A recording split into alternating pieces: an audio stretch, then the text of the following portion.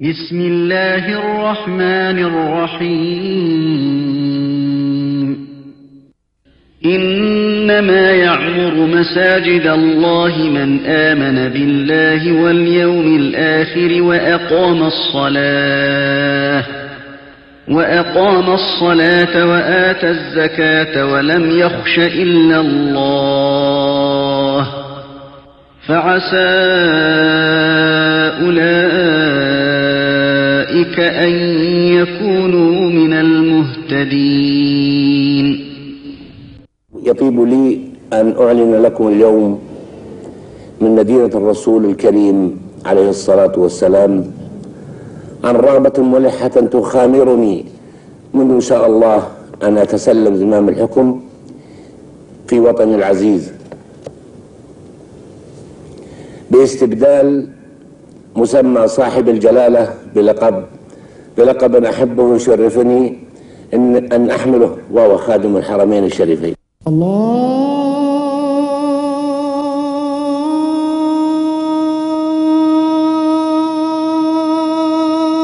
أكبر الله أكبر. The Prophet's Mosque in the city of Medina occupies a prominent place in the hearts of Muslims and in their history as well. In the pre-Islamic era, the city had gone through several stages of development, all minor. With the Prophet's arrival and the construction of his holy mosque, the city immediately became the nerve center of the nation of Islam, securing for Muslims happiness in this world and the bliss of the hereafter.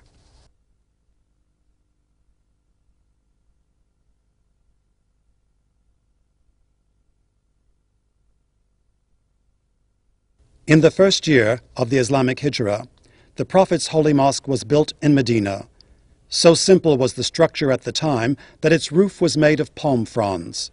Enlarged in the 7th year of Hijrah, the mosque became square-shaped, measuring approximately 100 cubits in length. It included the Prophet's mosque, his place of prayer, his prayer niche, and the holy Rauda.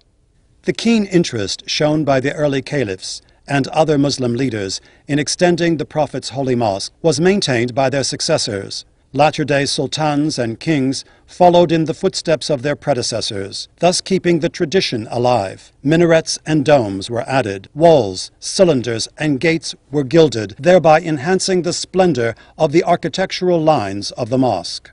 Towards the end of the Ottoman era, the Prophet's holy mosque was extended further on orders from the Ottoman Caliph Abdulmajid. The new extension, brought to completion in the year 1277 Hijrah, added 1,293 square meters to the mosque's area. Under the new extension, domes were built to replace the wood roof. 90 years or so were to pass before a fresh extension of the Prophet's mosque was to be carried out, this time upon orders from King Abdulaziz, may his soul rest in peace. The royal directive was for work to start in 1372 Hijrah. Houses adjacent to the periphery of the mosque were pulled down as part of the extension project. Their owners were duly compensated. So were owners of the land which was used for the same purpose. The new extension, the first in the Saudi era, was brought to completion in 1375 Hijrah. By adding 6,024 square meters, the new extension raised the total area of the mosque to 16,327 square meters. These two extensions, the Saudi and the Ottoman, blended well, and their architectural lines and aesthetic designs were in perfect harmony. From the beginning of his reign, the custodian of the two holy mosques, King Fahd, made it clear that the welfare of the two holy mosques was as close to his heart as it was to his father, Imam Abdulaziz ibn Abdurrahman, may his soul rest in peace. Throughout his reign, marked with unparalleled achievements in various fields, King Fahd's interest in the welfare of the two holy mosques has remained a top priority. On Friday, the 9th of Safar, 1405 Hijrah, the custodian of the two holy mosques laid the foundation stone for yet another extension to the Prophet's holy mosque, the largest ever.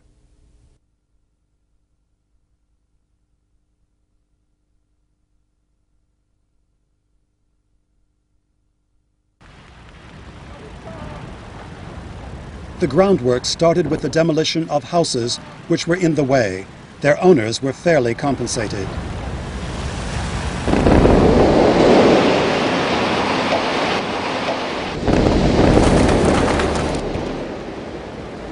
The site of the new extension has an area of 82,000 square meters. The structure is so spacious and solid, so rich with aesthetic touches and decorations, that all previous extension schemes pale in comparison. The latest engineering and architectural concepts were utilized in this project. Some were sheer innovations put to good use for the first time, such as the sliding domes, or the giant sunshades with their unique design, the electric escalators, which make it easier for hundreds of thousands of worshippers to move from one floor to another, to name but a few. The porticos, supported by endless rows of columns, the towering minarets, which have no match in height in Islamic history. The courtyards of the mosque, historically the most extensive, are covered with heat-deflecting marble slabs. The Prophet's Holy Mosque is a fine piece of architecture on a very grand scale. As such, it needs round-the-clock maintenance. This is promptly provided by the General Presidency for the Affairs of the Holy Mosque and the Prophet's Mosque. These and other equally impressive features have made the Prophet's Holy Mosque a truly prominent landmark on the face of the earth. The custodian of the two holy mosques has spared neither effort nor funds in the service of these holy places. He cares for the well-being of the pilgrims, the visitors, and those who come to the kingdom to perform the minor pilgrimage, Umrah.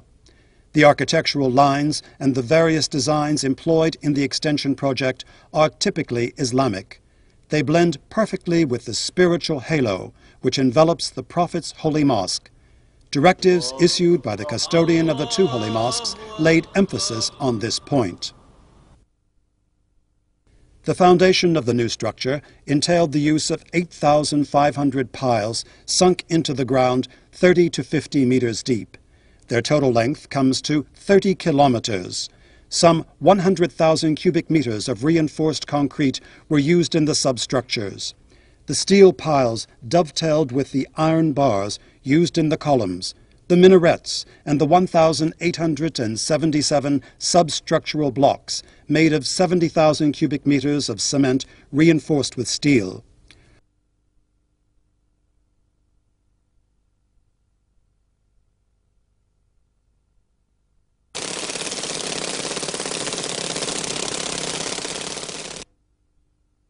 On completion, the new extension added a further 82,000 square meters to the area of the Prophet's Mosque, large enough to accommodate nearly 170,000 worshippers.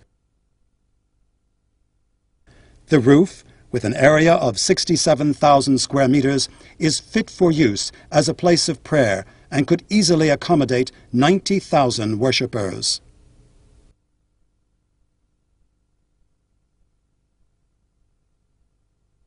The area of the first floor of the Prophet's Holy Mosque is now 98,500 square meters. That is 5 times larger than the pre-extension figure.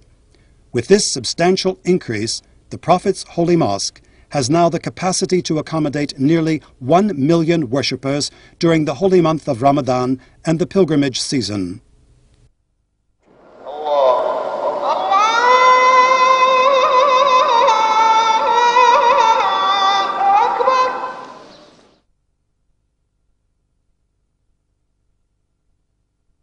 The extension, carried out at the initiative of the custodian of the two holy mosques, features porticos supported by more than 2,100 arch-topped columns. The architectural pattern in use is designed in such a way as to satisfy uniformity and reflect a sense of harmony with the first Saudi extension. The extension ceiling is made of 95 units, of which 68 are fully covered, while the rest are reserved for the sliding domes. The extension, initiated by the custodian of the two holy mosques, has provided the Prophet's Holy Mosque with 6 additional minarets, each 104 meters high. 4 of these 6 minarets rise up from the 4 corners of the extension, while the other 2 tower over King Fahad Gate, far north. Topping each minaret is a gold-plated crescent weighing 4 tons. These 6 minarets, together with the original 4, give the skyline of the city of Medina a marked halo of spirituality and an aura of matchless splendor. There are 9 main entrances to the extension building, constructed on orders from the custodian of the 2 holy mosques, as part of the Prophet's holy mosque.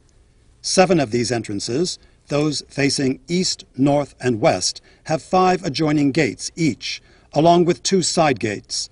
The other 2 main entrances, located on the southern side of the building, have 3 adjoining gates each, in addition to 4 side gates. The extension also has 10 other gates, leading to and from the place housing the escalators, which carry worshippers back and forth between the ground floor and the roof. There are also 18 internal staircases.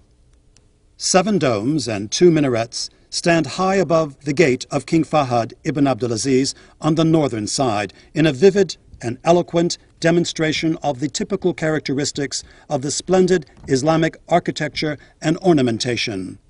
Topping the extension are 27 sliding domes, weighing 80 tons each and measuring 14.75 meters in diameter. They stand 3.5 meters above the extension roof and 16 meters above the ground.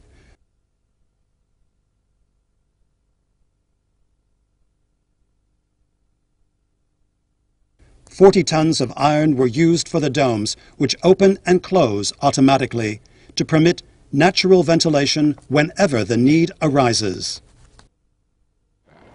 Allahu Akbar, Allahu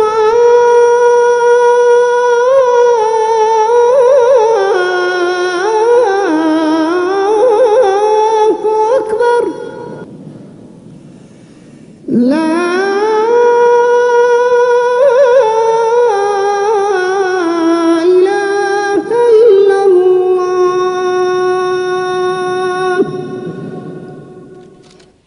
The custodian of the 2 holy mosques, may Allah keep him, made it a point to monitor, either personally or by proxy, all steps taken with regard to the extension project, from beginning to end, from the blueprints to the final touches. He was always ready to provide the kind of facilities needed to overcome any difficulties or impediments that might face this giant project. This benevolent attitude was the motive behind the installation of 12 sunshades over 2 courtyards. These sunshades, made of Teflon, are 306 square meters each. They are fireproof and can provide effective protection from ultraviolet rays as well. Though large, they are quite manageable. They can be folded and unfolded automatically. The fact that these sunshades satisfy the requirements of lighting, ventilation, and cooling is another advantage, so that worshippers could be protected from the sun's heat. The service premises of the new extension, sponsored by the custodian of the 2 holy mosques, consists of 15 4-story buildings, 6,214 ablution points, 2,432 toilets, and 116 electric escalators installed in 30 different locations. There are 30 staircases as well. The extension also features 27 other buildings earmarked for special services, such as health centers, medical clinics, control centers, an equipment repair center, a fire station, and a security operations room. Moreover, the extension, sponsored by the custodian of the 2 holy mosques, features a special standby power station, initially equipped with 6 generators. 2 more were added later. Another generator is responsible for the power supply to the car parking lots. The 7 generators have the capability of producing enough electricity for the lighting of an entire city. أشهد أن محمدًا رسول الله.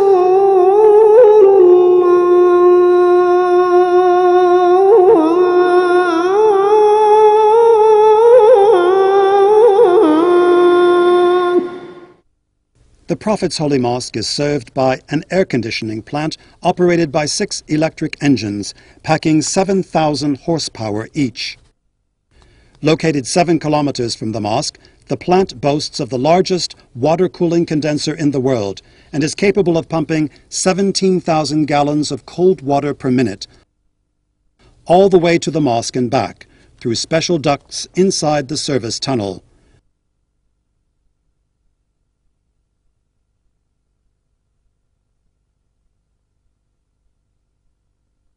By this sophisticated air conditioning system, one of a kind in the world, air is filtered, cooled and circulated with a refreshing impact all over the mosque through openings located at the bases of columns.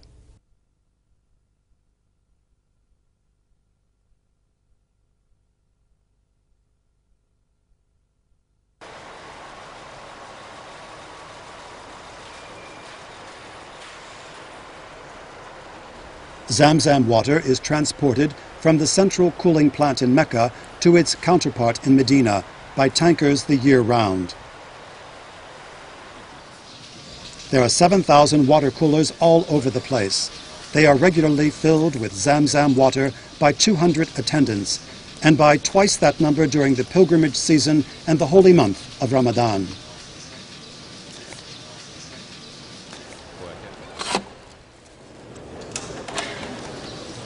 The floor of the Prophet's Mosque is covered with 10,000 carpets. Cleaning the carpets and other items of furniture is assigned to 800 male and female cleaners employed on a permanent basis under the supervision of the Department of Furniture, an offshoot of the General Presidency, Deputyship for the Affairs of the Prophet's Mosque. In addition to what has already been said about the extension, one should mention the fact that it was instrumental in the emergence of an all-encompassing development upsurge in the city of Medina. A modern road network was built along with flyovers and tunnels to facilitate traffic to and from the Prophet's Holy Mosque. The latest in the art of Islamic architecture and ornamentation was put to good use in the extension, sponsored by the custodian of the two holy mosques. A great measure of harmony and symmetry was achieved between the mosque's old and new features. Doors, gates, windows, columns, arches, and ceilings all were in good taste and in full harmony with the originality of Islamic art at its best. The royal care for the welfare of the Prophet's Holy Mosque is now as vivid as ever. It is being channeled through the General Presidency of the two holy mosques and its representative, the Deputyship of the General Presidency for the Affairs of the Prophet's Holy Mosque. The latter carries out the royal directives and is in charge of all activities relating to supervision, control, maintenance, and development. The General Presidency for the Affairs of the two holy mosques keeps abreast of things new and comes up regularly with effective ideas that enable people visiting the Prophet's Holy Mosque to enjoy maximum comfort. In so doing, it seeks Allah's pleasure in the first place, then that of the nation's leadership, and draws its inspiration from the constant care extended by the custodian of the two holy mosques to the project, from its inception and until the last brick was laid in the year 1414 Hijrah, thereby bringing to conclusion the greatest extension which the Prophet's Mosque has ever witnessed. For him, the emergence of this giant edifice in the best of shape for the service of Islam and Muslims all over the world is simply a beautiful dream that has come true. أشكر رب العزة والجلال اللي من علي وقدر أن أقوم بهذا الواجب العظيم للإسلام والمسلمين، وأرجو من الله سبحانه وتعالى الجزاء، وأرجو إن شاء الله أن يسر الله على هذه البلد وشعبها وتكون دائما قدوة للإسلام والمسلمين. الله أكبر.